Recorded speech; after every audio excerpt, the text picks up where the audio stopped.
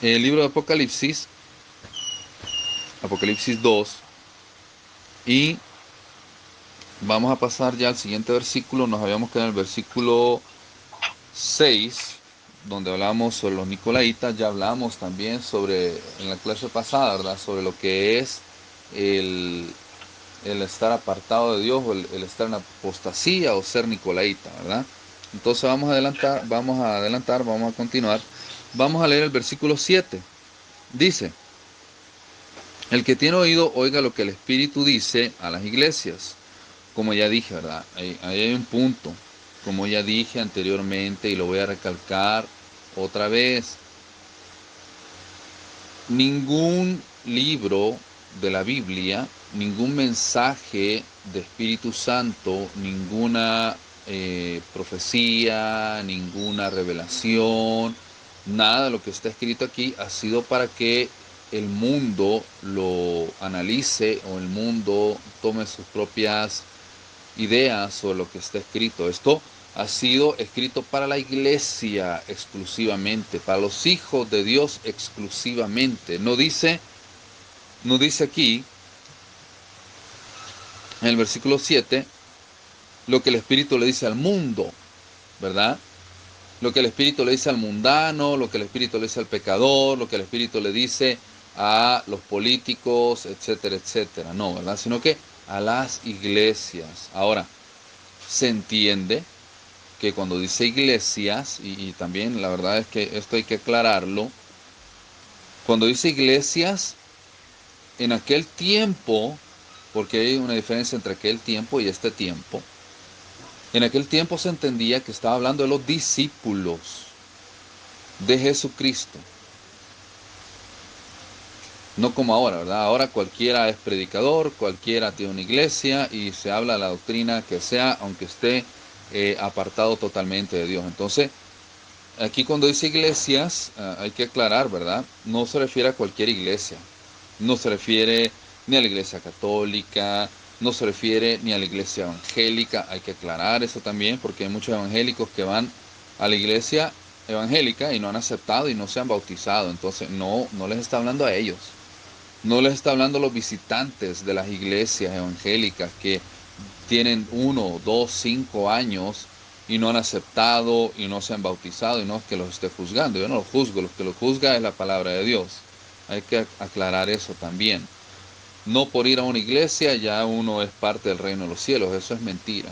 No hay que engañar a las personas. Entonces, cuando dice iglesias, se refiere a los discípulos, se refiere a aquellos, o les está hablando a aquellas personas que ya se bautizaron, que ya aceptaron a Jesucristo como su Señor y Salvador, que ya se bautizaron, que están con los 5 ministerios, que viven en santidad, que se han apartado para Dios. Es para ellos este mensaje, no es para fulano, mengano, sotano, no es para chinchi telepate, no es para cualquiera, no es para el mundo, no es para los artistas, no es para eh, sectas religiosas, no es para los testigos de Jehová, no es para los mormones, no es para los adventistas, no es para los bautistas, no es para cualquier persona, es una palabra exclusiva para los que han cumplido los requisitos, para los que son espirituales y no son carnales, para los que han decidido realmente morir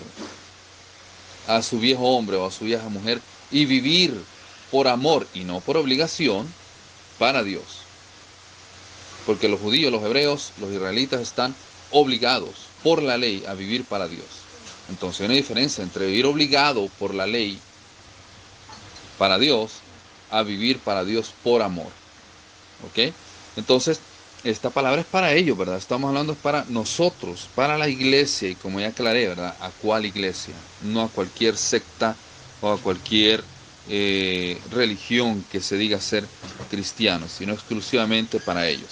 A los que no han, a los que no han quitado los ministerios, a los que siguen con los 5 ministerios, a los que aún creen y entienden y tienen el entender y el conocimiento de los apóstoles, profetas, evangelistas, pastores y maestros. Seguimos. Y dice que al que venciere le daré a comer del árbol de la vida, el cual está en medio del paraíso de Dios.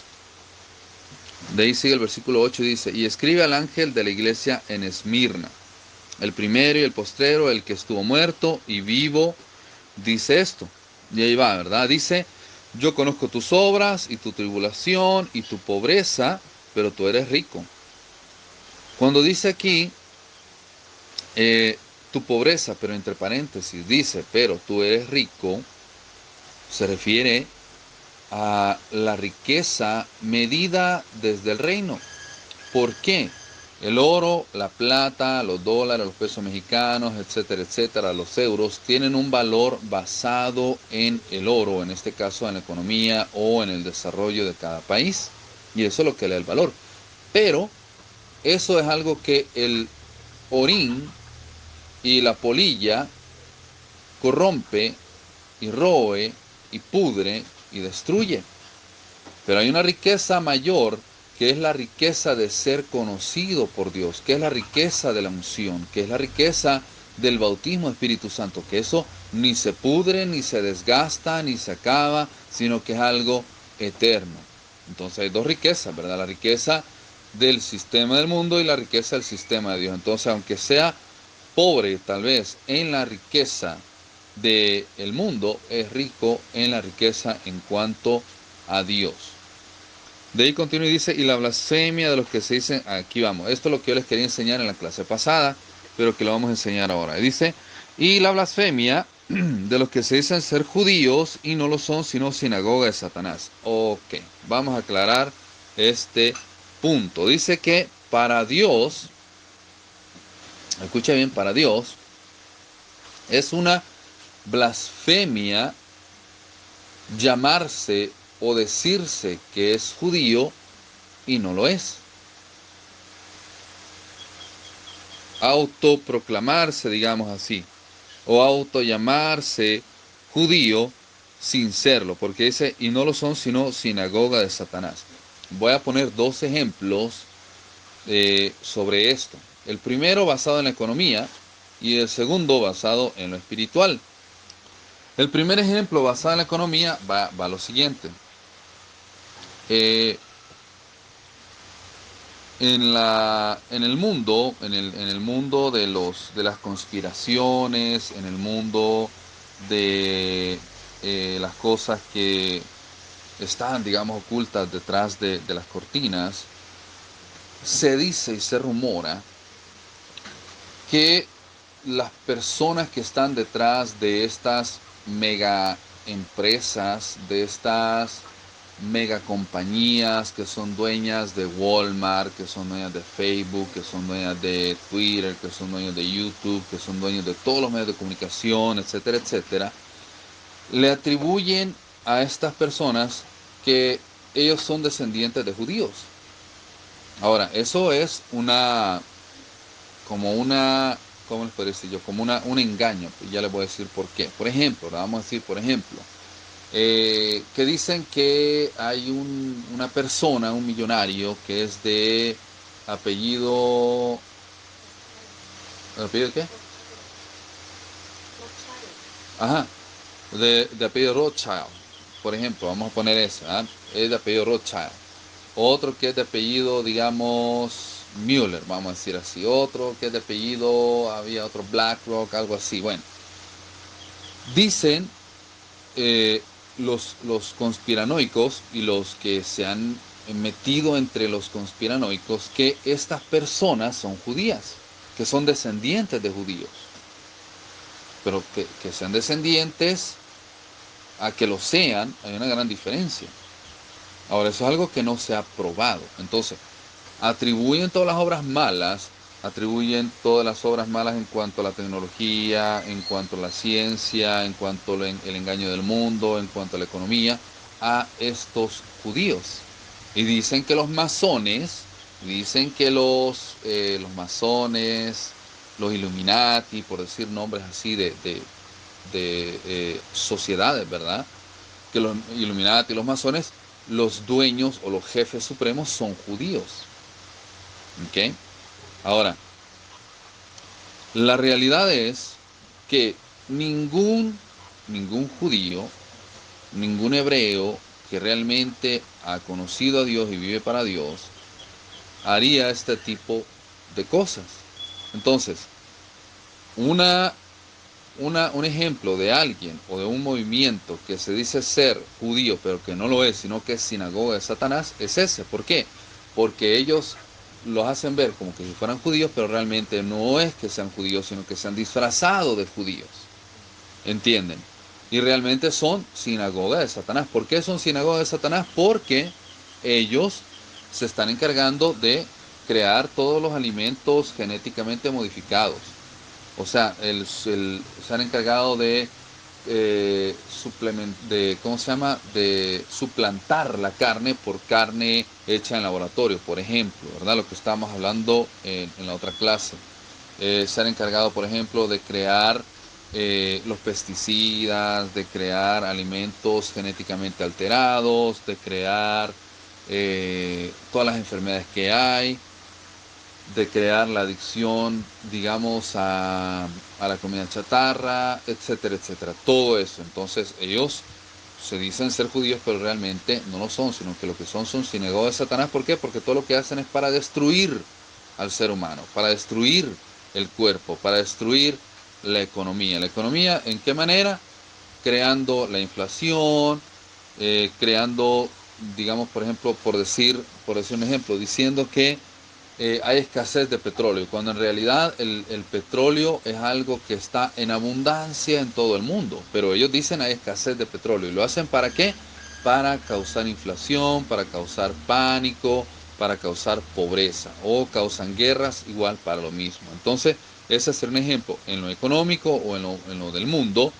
Eso sería un ejemplo de este tipo de personas que se dicen ser judíos, pero que en realidad son sinagoga de Satanás. Ese sería uno. Ahora, por lo espiritual, vamos por el otro lado. Por lo espiritual, un grupo de personas que podrían, ¿verdad? Digamos, llamarse judíos, pero que realmente no lo son. En el caso nuestro, yo no digo que yo soy judío, ¿verdad? Tampoco les enseño a ustedes a decir que ustedes son judíos. Y que ya no, digamos, que Junior ya no se llama Adelino Sotero, sino que él se llama Ben Jacob Abraham. No, ¿verdad? Yo no les enseño a andar diciendo eso. O Víctor, ¿verdad?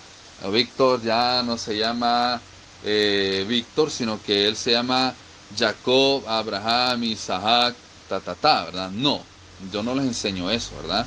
Sino que enseñamos sobre las escrituras, sobre cómo vivir para Dios, celebramos las fiestas de Dios, pero no estamos realmente o no decimos que somos judíos, ni estamos judaizando a ninguno de ustedes. Entonces, eh, por ese lado, alguien que se diga ser judío, pero no lo es aquella persona que siendo latinoamericano, habiendo nacido con raíces latinas, que jamás tuvo mamá judía o hebrea, digamos, o papá judío, o no es descendiente directo de un hebreo o de un judío, se diga ser judío, pero realmente no lo es. ¿Entienden? Y que quiera vivir bajo la ley cuando no hemos sido llamados a vivir bajo la ley, sino bajo la gracia. Y cuando yo digo gracia, no me refiero al libertinaje del pecado, sino que no tenemos que vivir y hacer las cosas por ley, sino por amor a Dios, ¿verdad?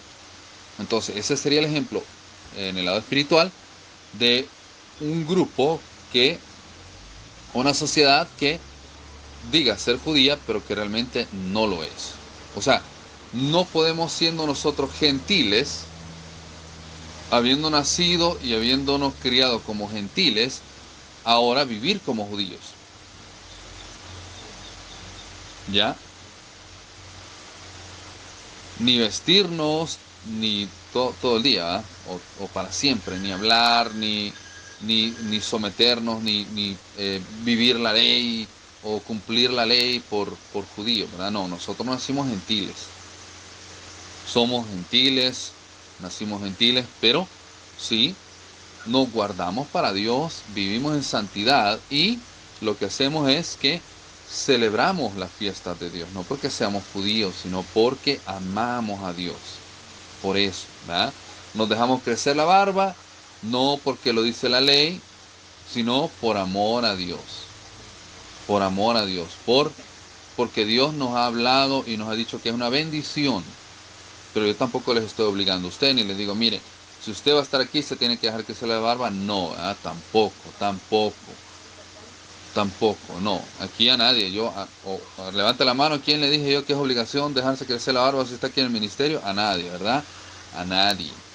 O en el caso de las mujeres que tienen que tapar la cabeza si quiere estar aquí en el ministerio, no, ¿verdad? Tampoco a nadie. Entonces nos dejamos crecer la barba, los que nos hemos dejado crecer la barba, por obediencia y por amor a Dios. Por eso. Y porque entendemos, nos vino el entendimiento, el conocimiento, por misericordia, no porque seamos mejores, ¿verdad? Nos vino el entendimiento que el dejarnos crecer la barba trae bendición a nuestra vida, como dice el Salmo 133, que es una promesa, ¿eh? Entonces, esa es la razón por la cual nosotros nos dejamos crecer la barba, pero no es porque seamos judíos o nosotros nos presentemos delante de otra persona como judíos. Yo no me presento delante de nadie como judío. Cuando me dicen que por qué tengo la barba larga, ya les explico la razón por la cual tengo la barba larga. Pero no porque yo sea judío, ¿verdad? O porque quiera presentar una imagen de judío. Porque nosotros caeríamos entonces en ser sinagoga de Satanás. ¿Por qué? Porque no fue por haber nacido en las raíces hebreas que conocemos de Dios, sino que nosotros conocemos a Dios por Jesucristo. Ha sido por Jesucristo que Dios pudo venir a los gentiles como ustedes y como yo. Entonces, decir que soy judío habiendo conocido a Dios por medio de Jesucristo sería escupir la cara de Jesucristo y tomar como inmunda la sangre de Jesucristo y el sacrificio que hizo Jesucristo. Entonces, nosotros no judaizamos y no enseñamos eso, por lo tanto, no caeríamos en eso de ser sinagoga de Satanás. Entonces, sinagoga de Satanás sería aquel que teniendo cara de tamal o de tortilla, se viste y habla y se cree judío. Aquel que parece, ¿verdad? Así, latino, ¿verdad? Aquel que parece latino dice, no, es que yo antes me llamaba José Eduardo González, pero ahora me llamo Abraham, Jacob, Benjamín, Isaac, ¿verdad? Entonces no podemos hacer eso. Ahora, más adelante vamos a ver que Dios sí nos cambia el nombre, pero ese es Dios. Una cosa es que Dios nos cambie el nombre y otra cosa es que el humano o el ser humano por sí mismo quiera cambiarse el nombre, y eso sería caer en ser sinagoga de Satanás. Bueno, vamos a seguir más adelante. Y dice que los que se dicen ser judíos y no lo son, sino sinagoga de Satanás. Ok. Después dice el versículo 10, vamos adelantando. Dice, no temas en nada lo que vas a padecer. He aquí, el diablo echará a algunos de vosotros en la cárcel, para que seáis probados, y tendréis tribulación por 10 días, sé fiel hasta la muerte, y yo te daré la corona de la vida. Ahora, aquí, mis amados, está hablando sobre el tiempo en el cual a los evangélicos se les ha dicho que se van a ir y que no van a pasar la gran tribulación. Sobre eso está hablando. Acuérdense que esta enseñanza que estamos dando es sobre ese tiempo, sobre el tiempo de la tribulación. Entonces Jesucristo aquí está hablando no del tiempo de ahora, no del tiempo en el que estamos viviendo ahorita, ¿verdad? Sino que está hablando sobre el tiempo de la gran tribulación, en el cual se ha engañado los evangélicos diciéndoles que van a ser arrebatados antes de la gran tribulación. Pero hay una realidad que difiere de ese engaño, y es que los evangélicos van a estar aquí durante la gran tribulación. Por eso le dice que no temas en nada lo que vas a padecer. ¿A padecer cuándo? Durante la gran tribulación. He aquí, dice, el diablo echará a alguno de vosotros en la cárcel. Entonces, aquí Jesucristo quedaría como mentiroso, o esta palabra quedaría como mentirosa, porque si los evangélicos se van a ir antes de la gran tribulación, ¿a quién van a echar en la cárcel? Si se supone que los evangélicos ya fueron arrebatados, ¿verdad? Entonces, si los evangélicos ya fueron arrebatados, o los cristianos ya fueron arrebatados, ¿a quién van a echar en la cárcel? Al mundo no. El mundo no va a echar a la cárcel al mundo. ¿Por qué? Porque el mundo odia a Dios. Van a echar a la cárcel a los que aman a Dios. Y los que se quedaron de la gran tribulación, se quedaron, según las enseñanzas, se quedaron no porque amaban a Dios, sino que se quedaron porque no amaban a Dios. Parte de las personas, miren, en la tribulación no se va a ir ningún evangélico, ningún cristiano, todos se van a quedar. Todos.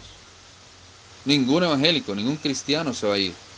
Nadie va a ser arrebatado sino hasta después de la gran tribulación. Ahora, imagínense, si estando tan fácil ahora, escuche lo que le voy a decir, si estando tan fácil ahora en este tiempo que hay libertad de religión, aceptar a Jesucristo como Señor y Salvador, hay muchos que tienen 10 años visitando la iglesia, 5 años, 3 años visitando la iglesia y no han aceptado a Jesucristo como su Señor y Salvador, ni se han bautizado, ahora que está facilísimo. Ahora imagínense en aquel tiempo cuando la ley lo va a perseguir. Menos, ¿verdad? Menos. O sea, si no se bautizaron, no aceptaron a Jesucristo, ahora que está fácil, cuando se ponga dura la situación, menos lo van a aceptar.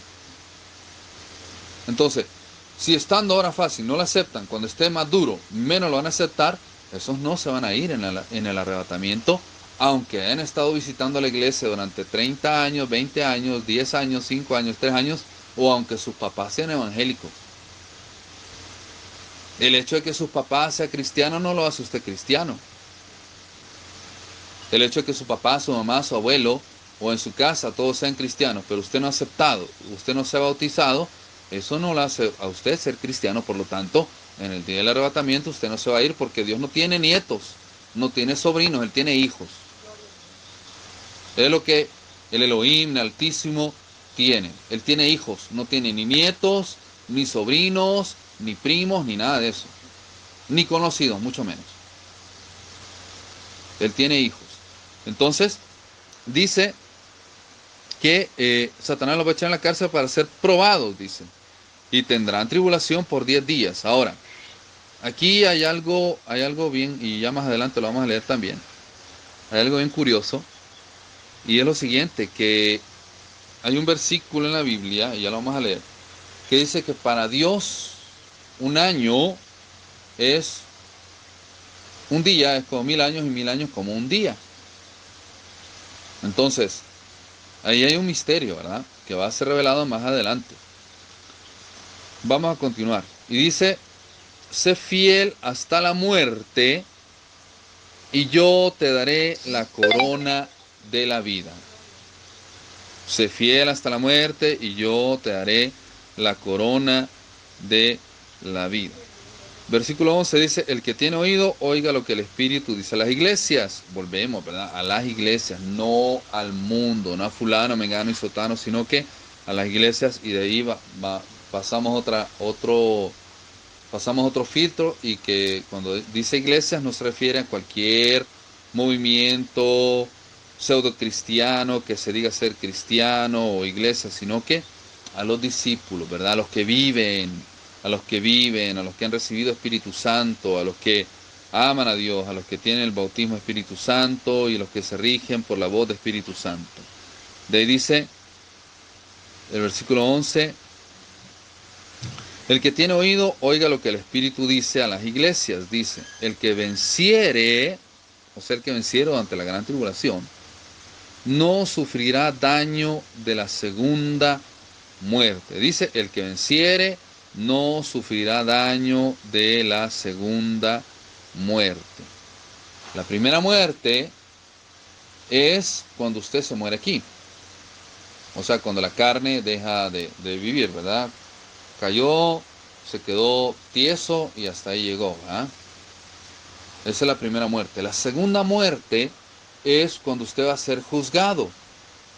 En la primera muerte lo que muere es la carne y ya no se levanta.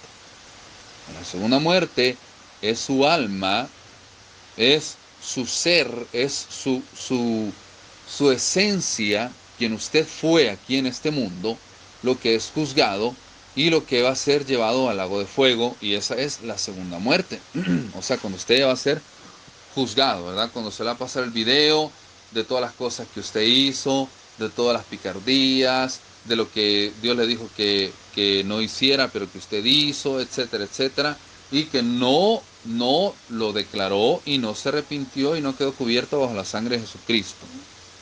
De todo lo que usted que creyó, ¿verdad? Que no lo estaba viendo nadie, pero como Dios está en todos lados y Dios ve todo, entonces todo, absolutamente lo que usted hizo durante su vida aquí en la tierra va a ser pasado delante de sus ojos y usted va a ser juzgado por eso en la segunda muerte.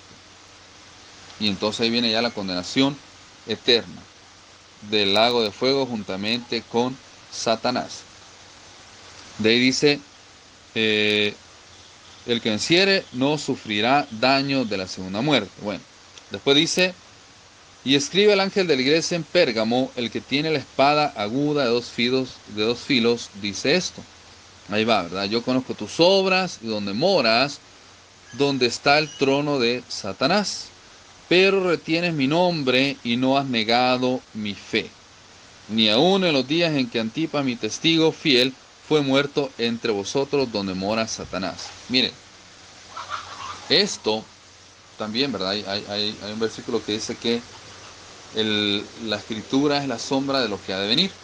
Entonces, aquí hay algo que nos está hablando sobre el tiempo de la tribulación, donde dice, ¿verdad? Yo conozco tus obras y donde moras, donde está el trono de Satanás. Ahora, sabemos que Satanás es el príncipe de este mundo, entonces, si lo reducimos a ese entendimiento, prácticamente todos vivimos donde mora Satanás, en la tierra, ¿verdad?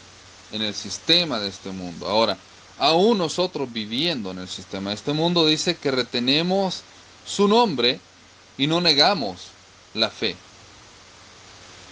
En el tiempo de la tribulación, durante el tiempo de la tribulación, las autoridades gubernamentales, quiero decirle esto, no va a ser una secta satánica, ¿verdad? Como el Ku Klux Klan.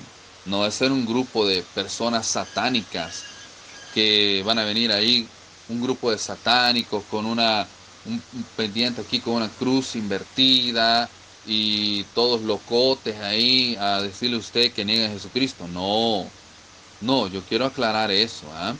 Va a ser el gobierno, van a ser los gobiernos, va a ser su presidente, quien sea presidente en ese tiempo, va a ser el presidente de este país, el presidente de su país, van a ser los soldados de su país, la policía de su país, quien va a ir a su casa y le van a decir que o acepta la marca de la bestia o lo meten a la cárcel.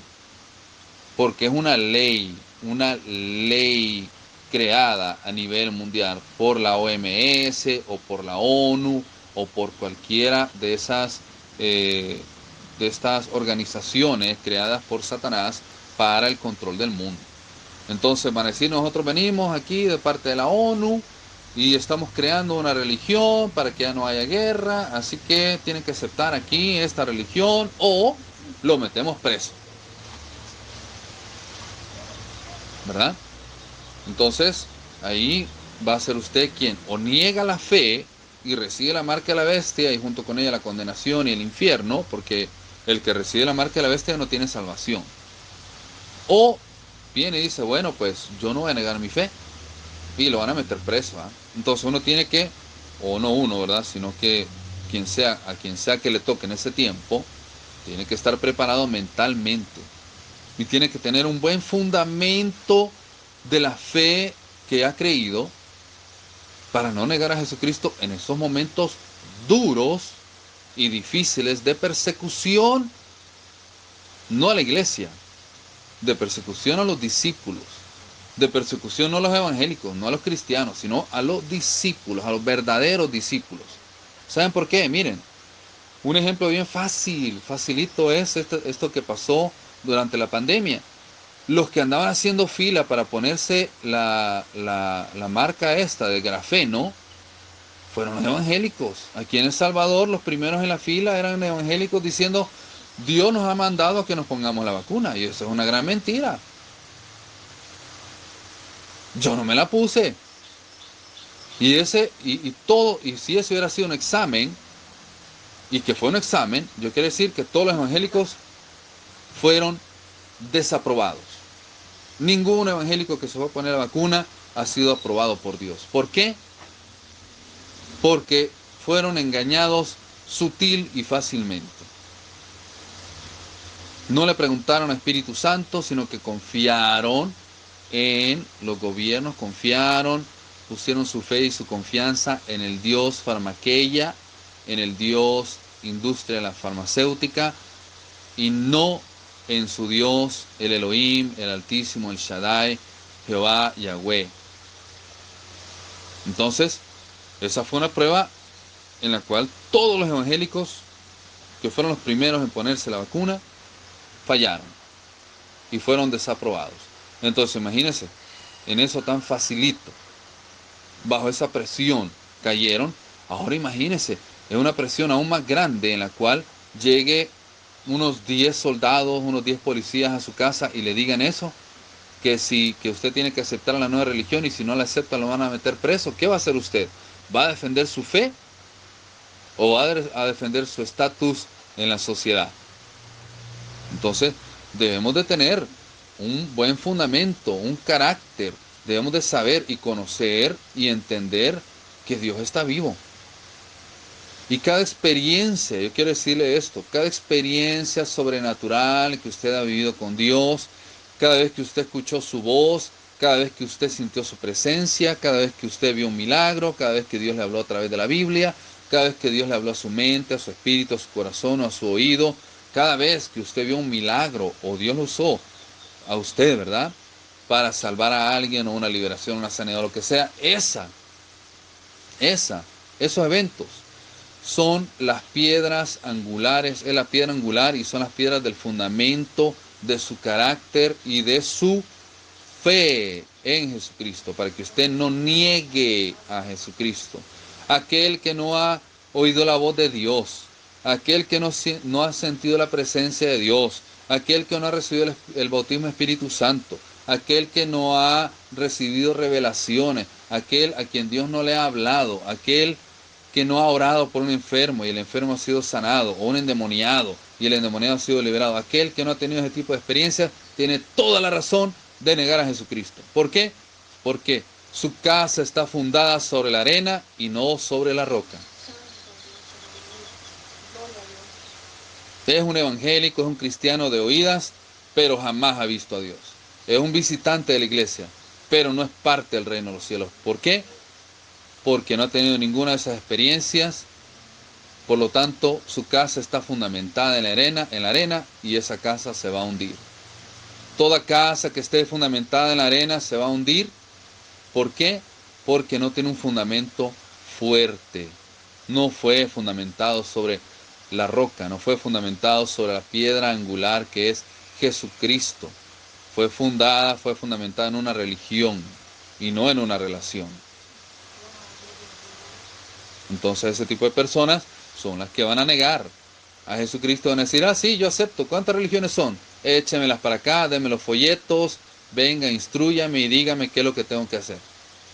Pero aquel que tiene el bautismo Espíritu Santo, aquel que ha escuchado la voz de Dios, aquel que ha hablado en lenguas, aquel que tiene los 9 dones de Espíritu Santo, aquel que ha vivido en santidad y entiende lo que es la santidad, aquel que no vive de gracia, aquel que no vive en pecado, aquel que se ha apartado por amor a Dios del mundo y vive en santidad, ese va a ser el que no va a negar su fe en Jesucristo. Ese va a ser el que no va a aceptar la marca de la bestia y va a terminar igual que Pedro, igual que Pablo, igual que los apóstoles, en la cárcel o en persecución. Pero ahí dice una promesa de Jesucristo que el que venciere recibirá, que dice, la corona de la vida, y también dice que le dará de comer del árbol de la vida, el cual está en el paraíso de Dios.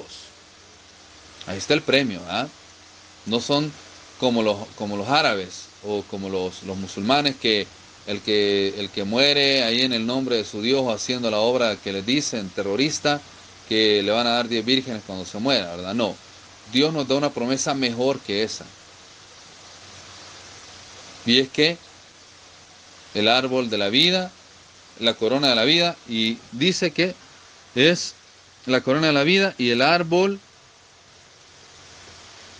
de la vida que está en medio del paraíso. Entonces nos van a dar la corona y el árbol de la vida. Amén.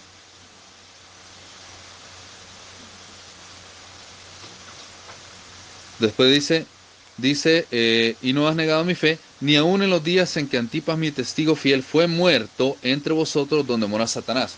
Eso es otra cosa. Fíjense que es una presión psicológica, ¿verdad? Porque, y otra vez el enemigo actuando a través del miedo. Le voy a decir por qué. Va a haber un momento en el cual usted va a ir rumores, o va a ver a través de las redes sociales, y van a decir, estos cristianos o este padre y esta madre irresponsables no aceptaron la religión mundial que hemos aceptado todos, por lo tanto los vamos a matar delante de todos ustedes. Y todos los santos, todos los discípulos de Jesucristo, al ver que están matando a los que no quieren aceptar la marca del 666 o la marca de la bestia, o no quieren aceptar la nueva religión mundial, que eso sería pues la marca de la bestia, por miedo, van a negar a Jesucristo. Van a negar la fe, por miedo a la muerte. ¿Entienden? O sea, va a haber una presión psicológica tremenda en ese tiempo. Y muchos que dicen ahora, como Pedro, ¿verdad? No, Señor, yo no te voy a negar. Pero Pedro, al ver la cosa dura ahí, a ver los soldados y las espadas, y que su vida estaba en peligro, negó a Jesucristo 3 veces. Entonces, quiero decir eso, ¿verdad? El pasado es la sombra de lo que ha de venir. Y yo estoy seguro de que en este tiempo hay muchos Pedros, y en aquel tiempo van a haber muchos Pedros que van a decir, no, yo no niego a mi Diosito, yo no niego a mi Jesucristito. Pero a la hora de las horas lo van a negar. Lo van a negar con sus obras, lo van a negar con su boca, lo van a negar aceptando la marca de la bestia, lo van a negar con su estilo de vida que van a decidir llevar por querer encajar en una sociedad que odia a Dios, en una sociedad que no acepta la creación de Dios. ¿Amén? Entonces van a haber muchos Pedros en aquel tiempo que van a negar a Jesucristo por conveniencia para poder encajar en esa sociedad que odia a Dios. Bueno, continuamos, versículo 14, dice, pero tengo unas pocas cosas contra ti, que tienes ahí a los que retienen la doctrina de Balaam, que enseñaba a Balac a poner tropiezo ante los hijos de Israel, a comer de cosas sacrificadas a los ídolos y a cometer fornicación. Y también tienes a los que retienen la doctrina de los nicolaitas, la que yo aborrezco. Eso ya lo hablamos en la clase pasada sobre los nicolaitas. Ahora, la doctrina de Balaam, ya sabemos que ahí está hablando el profeta, ¿verdad? El profeta Balaam. Y eso ya lo leímos, ya lo enseñamos en la clase pasada, que el profeta Balaam era profeta, ¿verdad? Pero por causa de la dádiva, por causa de los ídolos en su corazón y por causa de no haber sido libre completamente, cruzó cables y él oía una voz en su cabezota que creía que era la voz de Dios, pero realmente era la voz de sus ídolos, de sus demonios, de sus hombres fuertes y de las dádivas y de su necesidad.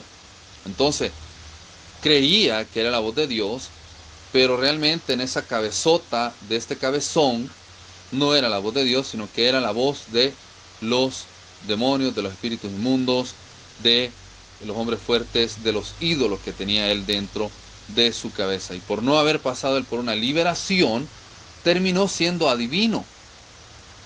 Y Josué lo mató a él. Porque como dice la ley, al adivino o a la bruja matarás. Entonces él cumplió la ley de Dios y mató a el brujo, o en este caso al adivino, que antes era profeta de Dios. Quiero aclarar eso. Balaam era profeta de Dios. Balaam fue llamado por Dios, fue ungido por Dios, fue llamado por Dios, pero por no haber sido liberado de los ídolos, de los demonios, de los hombres fuertes que habían en él, terminó cruzando cables y terminó siendo adivino y terminó haciendo cosas que Dios aborrecía, tal y como sucede con muchas personas en este tiempo. Dios, quiero decir un ejemplo, ¿verdad? Algunas veces sí, ¿verdad? Pero no es siempre.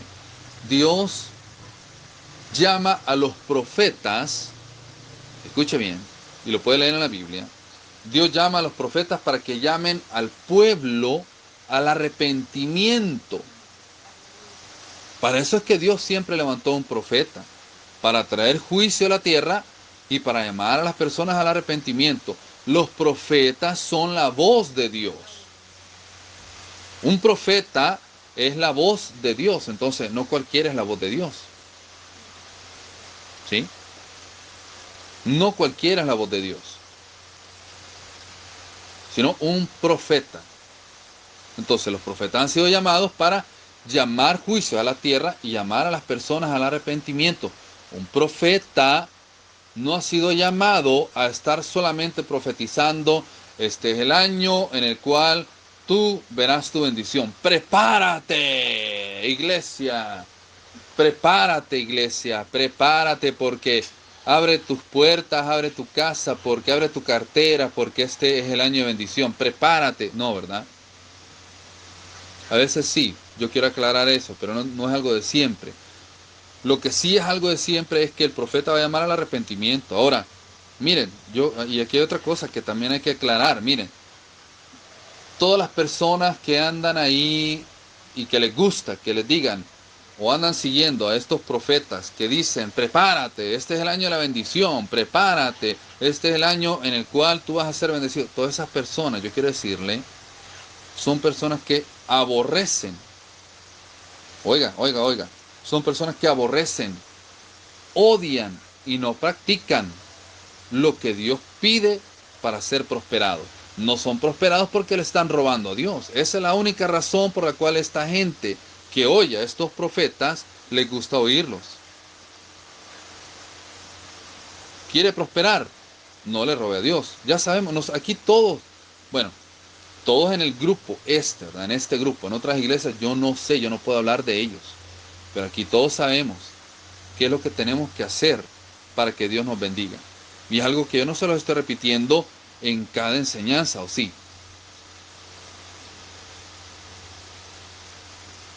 Yo no les ando repitiendo eso en cada enseñanza, ni se los ando diciendo a cada rato.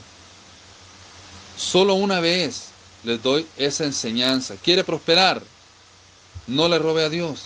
Y esa enseñanza solo se la doy una vez. No se la estoy dando a cada rato. Entonces, estas personas que son acarreadas o que son pastoreadas por este tipo de profetas, son personas que le están robando a Dios. ¿De qué manera le puede un hombre o una mujer o quien sea robarle a Dios? No dando el diezmo, no dando la ofrenda. ¿Quiere prosperar financieramente? Hay que dar diezmo, hay que dar ofrenda. ¿Quiere prosperar espiritualmente? Haga ayuno. Pero una cosa no le va a llevar a la otra. Si quiere prosperar espiritualmente, ayune. Pero usted no se va, si usted ayuna 40 días, 50 días, 80 días, 90 días, usted va a crecer espiritualmente.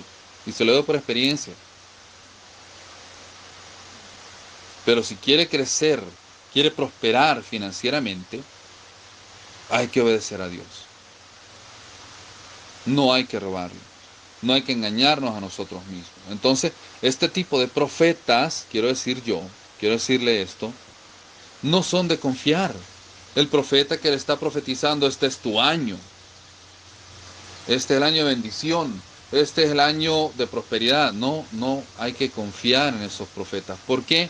Porque un verdadero profeta lo va a llamar al arrepentimiento. Un verdadero profeta le va a revolver los demonios que usted tiene adentro. Un verdadero profeta lo va a liberar Un verdadero profeta le va a quitar la venda de los ojos. Un verdadero profeta le va a quitar lo embotado, lo cabezón que tienen. Un verdadero profeta le va a quitar las cargas, le va a quitar el yugo de esclavitud de Satanás. Un verdadero profeta le va a revelar el reino de los cielos. Pero andar profetizando sobre abundancia, que este es el año de la abundancia, que este es el año... No, eso no es realmente un verdadero profeta. ¿Ok? ¿Por qué? Porque no tenemos ahí a Elías o Eliseo yendo donde Acab o donde Jezabel y diciéndole: Acab, Jezabel, este es el año de la bendición, este es el año en el cual tú vas a ser próspero. Prepárate, Jezabel, porque va a llover esto, va a llover oro, va a llover dólares, etcétera, etcétera. No, ¿verdad? Sino que vemos a un Elías proclamando juicio, llamando al arrepentimiento, llamando a 3 años de juicio y luego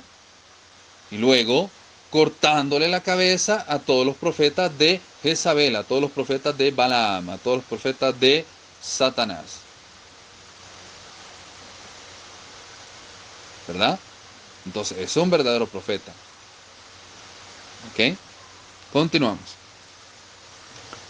Dice, entonces, la doctrina de Balaam, eso es lo que yo quería decir, la doctrina de Balaam es aquella doctrina en la cual a usted le están hablando siempre sobre la prosperidad financiera, pero jamás se habla o jamás se llama al arrepentimiento.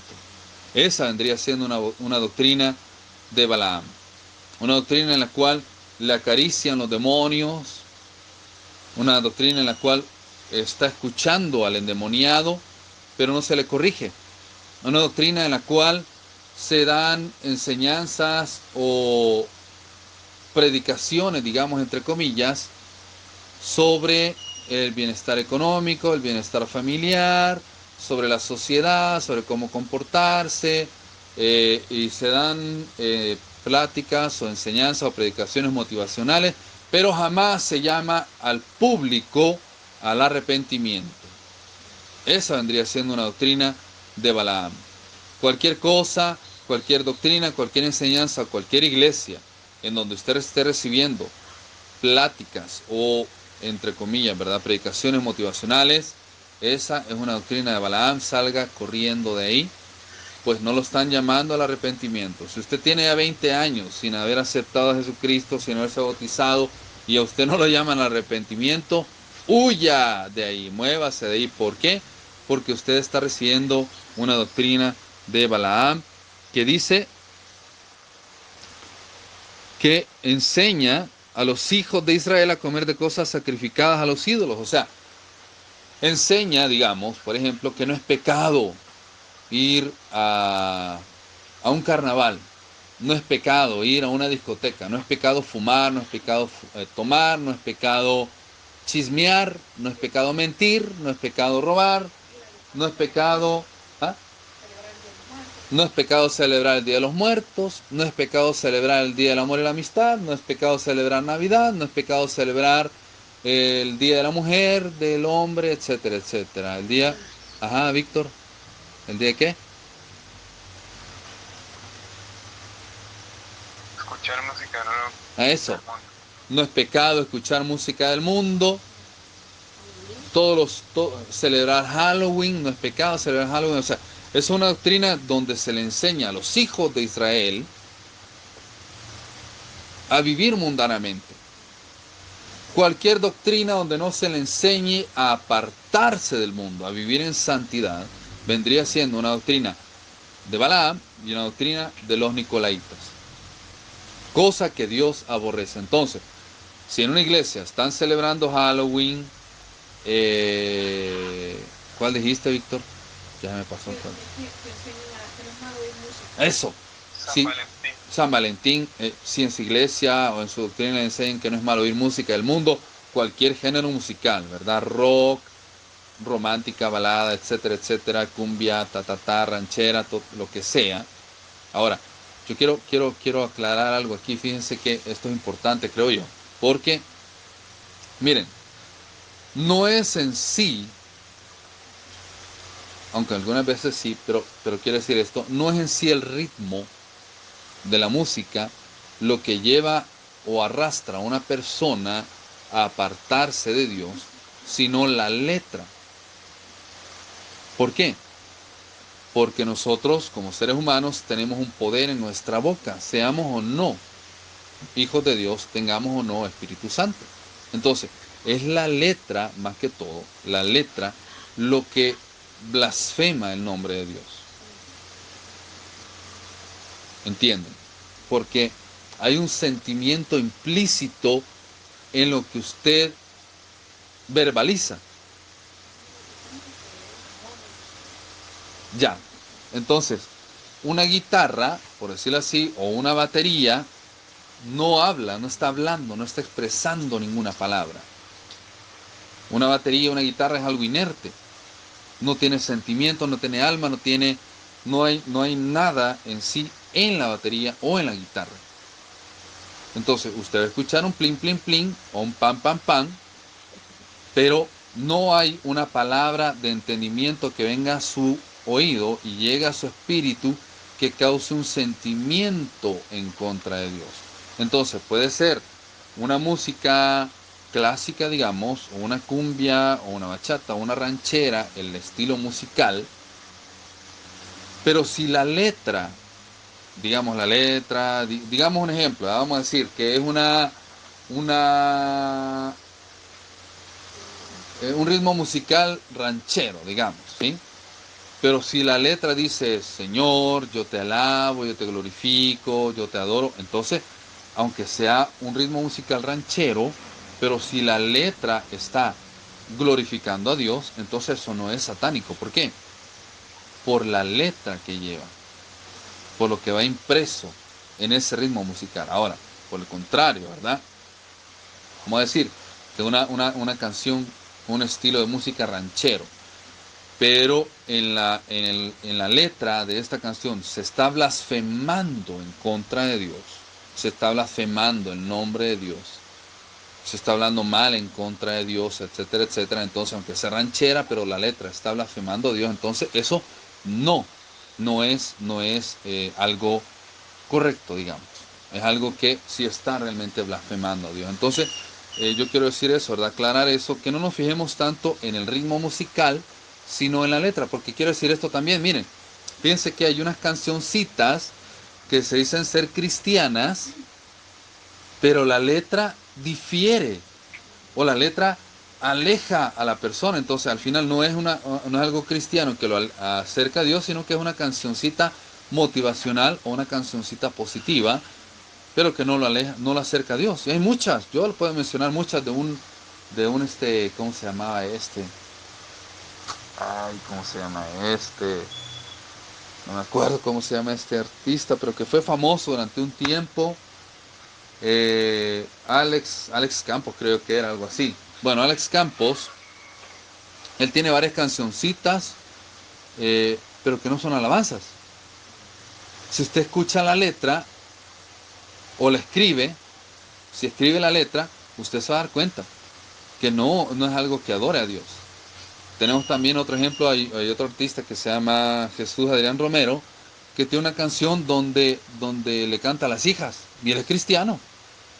Y hay mucho evangélico y cristiano bruto que anda cantando esta canción que él le hizo a las hijas, como que si fuera cristiana, y algunos hasta lloran, y se ponen erizos. Pero es una canción que él le hizo a las hijas. Hay otro grupo que se llama Tercer Cielo, que es cristiano, y hay una cancioncita que se le canta, ¿cómo va la letra esa? Bueno, pero que hay una cancioncita donde le canta al difunto, y mucho evangélico canta esa canción al difunto y llora. Y Dios nos ha llamado a nosotros a cantarle a los muertos.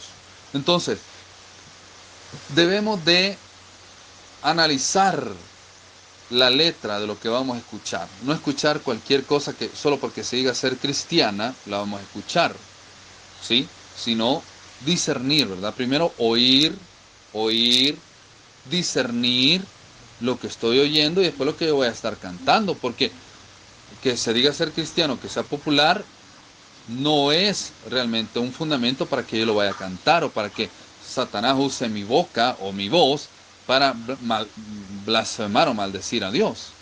O para cantar algo que no tiene nada que ver y que en lugar de traer alabanza y gloria a Dios traiga condenación a mi vida, pensando que yo estoy cantando algo para Dios. Fíjense que les voy a poner un ejemplo, hablando, y ahora vamos a hablar de las canciones viejitas tradicionales. Había, pero ahora ya le cambiaron la letra esa, ya se la cambiaron en algunos lugares. Otros lugares siguen con la misma letra. Y que yo la canté. Y en aquel tiempo, pues como todos la cantaban, yo la canté también. Pero que era una lista de coritos que se cantaban. Y entre esta lista de coritos, esta vez que dice, como un rayo cayendo sobre mí, como un rayo. Pero si ustedes se ponen a analizar, el único que cayó como rayo fue Satanás. Entonces cambiaron la letra, cuando ya vinieron a criticar y analizaron la letra de ese corito, le cambiaron la letra de como rayo a como fuego. Ahora eso sí da más, ¿verdad? Porque según dice el libro de Hechos, que Espíritu Santo descendió como fuego, ¿sí? Entonces, ahí mucha gente se condenó al decir que como rayo caía sobre ellos. ¿Entienden? Es un corito de esos antiguos, ¿verdad? Es un corito y estamos hablando de iglesias que son así duras en cuanto a la doctrina y cuanto a la santidad y el pecado y todo, pero estaban pecando, digamos, ignorantemente por falta de conocimiento, de entendimiento en esa parte, en esa letra, que hubo un pícaro que dijo, bueno, aquí le vamos a poner como rayo y todos van a cantar como rayo, ¿sí? Sí, fíjense que yo recibí una enseñanza donde decía que hay algo que se llama la mano negra de los escribas, que hubieron algunos escribas, algunos judíos escribas, que cambiaron algunas palabras de la Biblia. Entonces lo mismo pasa en algunos coritos o en algunas canciones, que viene la inspiración, pero como el que está escribiendo no ha sido 100% liberado, volvemos a lo mismo, ¿verdad?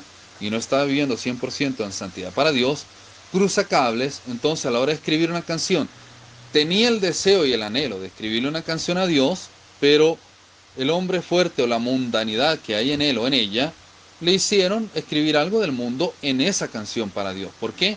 Porque no, porque en su vida aún hay cautiverios mentales. Entonces escribió una canción basada en cautiverios mentales, en doctrinas de hombre, en paradigmas del mundo que todavía hay en la mente de esa persona. Y como la mayoría de cantantes o artistas cristianos no leen la Biblia, sino que la mayoría de cancioncitas las escriben por lo que oyen de otros predicadores, pero no en sí hay una inspiración ahí meramente de Dios, entonces se comete ese error. Entonces debemos de ser bien cuidadosos en cuanto a la letra de la canción. No nos fijemos tanto en el ritmo, sino en lo que dice la cancioncita, en lo que dice la alabanza que usted vaya a escuchar.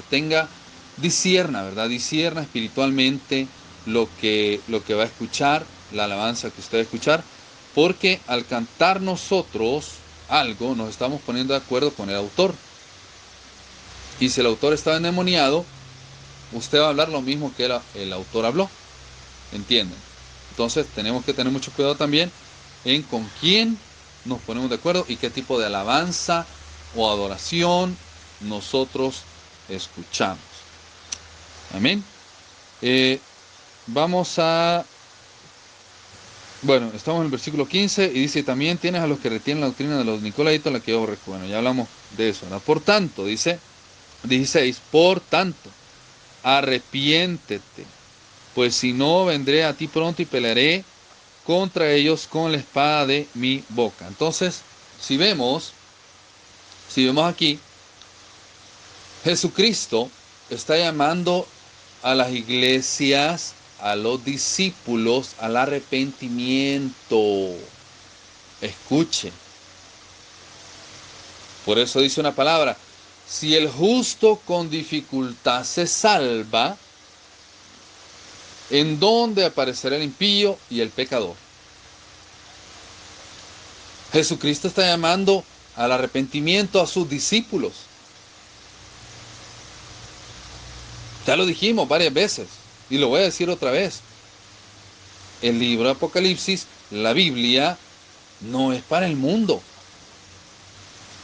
Y aquí Jesucristo está llamando al arrepentimiento a los discípulos, no al mundo. A los discípulos, porque ahí dice, ve y dile a la iglesia.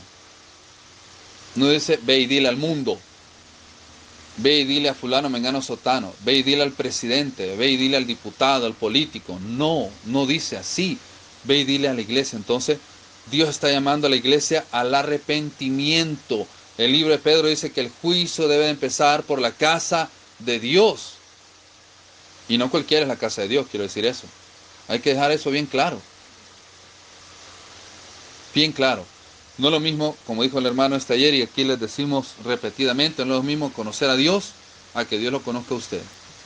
Entonces, no cualquiera es hijo de Dios, no cualquiera es casa de Dios. Si usted no ha aceptado a Jesucristo, si usted no se ha bautizado, si usted no tiene el bautismo del Espíritu Santo, usted no es hijo de Dios. No se engañe. No se engañe. Amén.